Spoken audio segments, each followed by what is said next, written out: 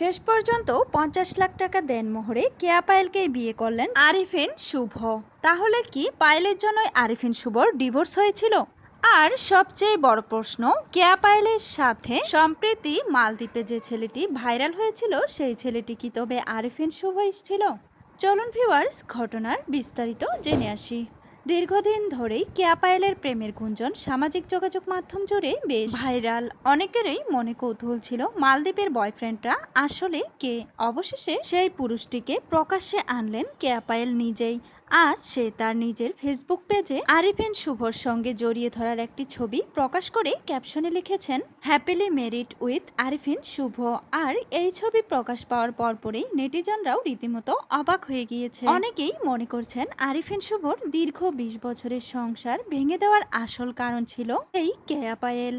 এই কেয়া পায়েল আরিফিন শুভর সংসারটাকে তছনছ করে দিয়েছে। অবশেষে দীর্ঘ ১ বছর পর আরিফিন শুভর সঙ্গে ঘনিষ্ঠ ছবি প্রকাশ্যে এনে কেয়া পায়েল লিখেছেন, আমাদের বিবাহের সুন্দর মুহূর্ত। শুধু তাই নয়, এই তো কিছুদিন আগে মালদ্বীপে কেয়া পায়েলের সঙ্গে এক ছেলে ছবি ভাইরাল হয়েছে।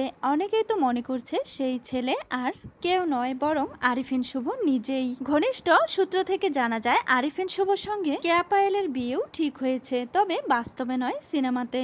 জানা যায় কেয়া পায়েলের প্রথম সিনেমা আরিফিন শুভর সঙ্গে অভিষেক হতে চলেছে।